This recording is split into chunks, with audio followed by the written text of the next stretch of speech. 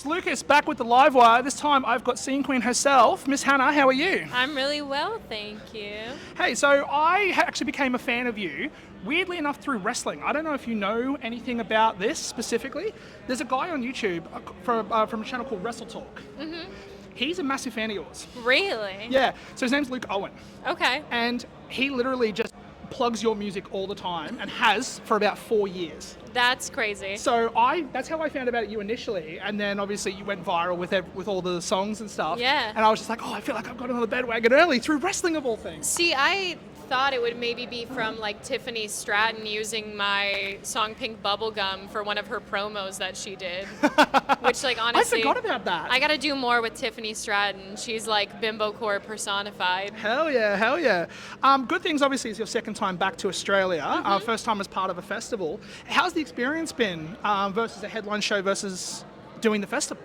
The festival have been like so sick. I was nervous going in because I'm like the first one on my stage for the day. But the crowds have been like really ready to party by the time I get on anyway. So it's been great. And I kind of weirdly lucked out yesterday and today because it's so hot that I kind of have the only set that people weren't like dying of dehydration for. Yeah. Obviously, talking about the term bimbo core, that's a title that you coined. Have you been able to kind of distill down what it means to be bimbo core? Bimbo core doesn't take itself too seriously. It's, rebelling against any stereotypes that like women or just myself personally have been given and like using that as my power. And then it's also just like girly pop mixed with metal, Which fucking slams. And the band is the band, I guess you can call it, very sonically diverse. Again, you use kind of a mix of metalcore, trap, hip hop, and hyper pop. When you were sort of putting things together and trying to figure out what you wanted to do musically, how did you land on that mix? I feel like it's just like a group of everything I've ever listened to put together. I never really felt like so tied to metal where I didn't have like pop intertwined within the playlist and vice versa. I just like love a good running playlist that has quite literally everything on it.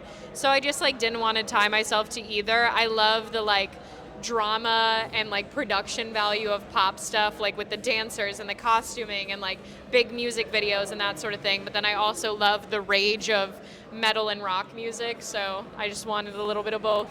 Absolutely. So obviously the name Scene Queen, bit of a negative connotation with the actual phrasing of it.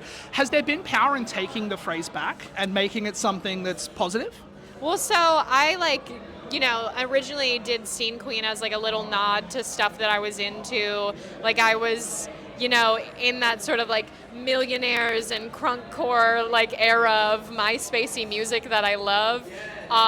So initially it was kind of a nod to that, and then like I just started kind of claiming it as like I'm the queen of the scene because I got so much backlash initially that I was like, if I don't take this back, it's going to make the thing that I love doing not as fun, For sure.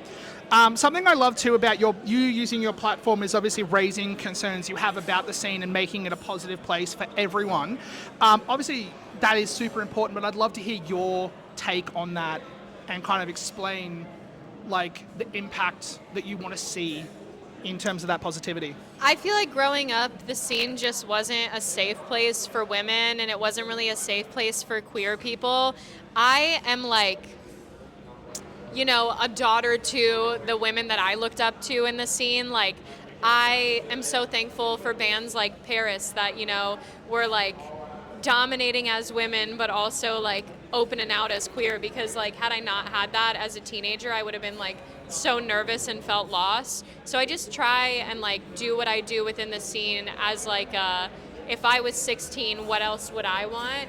So I try and like cater to women and like queer people first, because I feel like so much of rock has always catered to men first, that I'm like, I'm gonna be so hyper feminine, all of my merch is gonna be pink, and if like straight men want to jam to it, then like they're welcome, but they're gonna get on this bandwagon rather than Yeah, for sure. I mean, I'm a deathcore guy. Like, some of the bands I love here are like Lorna Shore and stuff. Yeah. I rock Scene Queen just as much, man. Well, like, I appreciate that. It's all good. Like, it's all music and it's all good shit. So, like, who cares what the label is? Thank you, thank you. That's all good.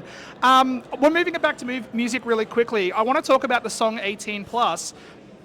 Jason Butler helped write that song, right? Correct. I love Jason. I've been a massive fan of his for 20 years. How'd you get involved with him to write that? So I've just been a big fan of like every single one of his projects. Let Live was like astronomical in like my music taste growing up, and then Fever like sounds like what I'd be listening to right now, which, you know. So I wanted to like get in to write with him. I think I like cornered him at a party or something and was like, just come in and get in a session. So he did, and then we started writing 18 Plus. And like Jason has just always been about it as far as like pushing the envelope and saying what needs to be said. So like he was just down with it, and I'm very thankful that he was a part of it, because it adds to his like lore of always being the one to say something, you know? Yeah, he's unapologetically himself. Definitely. For sure. Most of your music you've worked with Zach Jones producing, who has worked on bands who are also on this festival, from South Arcade to Fever to Wargasm, Home Team, bands like that. How has his input worked with you to help shape the sound of the music? Zach, like, I think secretly has always wanted to be girly pop, because he works on all of these not pop projects, and then like, you know, when I'm telling him how I feel for the day, he's like, what if we write this Britney coded thing, this whatever. Like, he's got a long list of pop divas that he listens to and loves. And like, I mean, we had our first session together, and it ended up being the first ever single I ever dropped, and we've just worked together ever since, because I feel like he just never corners me into anything. He leaves the table open for me to make quite literally anything I want, and only ever like aids in the creation of that. And he shreds on guitar, so it's like a perfect fit for me. Hell yeah. Does he perform live with you as well? No, okay. No. 2 new songs have recently dropped. You've got L-Shaped Couch and Platform Shoes. Obviously, you're wearing the platform shoes today. Yeah. Can we expect new music? Like, is that the sign that something new could be coming? So the disco stuff was just because I was between albums and I have ADHD and wanted to get music out. So like, they should have expected that I was going to do some sort of redirection that was not very Scene Queen before I went back into Scene Queen stuff. But coming up at the beginning of next year, I will be putting out the heaviest stuff I've ever put out. And they should expect that it sounds very different, because I spent the last 5 years practicing gutturals and things that have never been in my songs. So, bro, I'm so keen. But don't expect, like, you said you like deathcore, and I'm like, don't expect Lorna Shore. I can't do a goblin noise like that. But it will be the heaviest thing I've ever put out. Not going to rip out a Will Ramos scream? No, I wish. Last question, obviously, with this being the last day of the tour, now that you're fully wrapped on performances, at least for the festival, who are you planning to catch?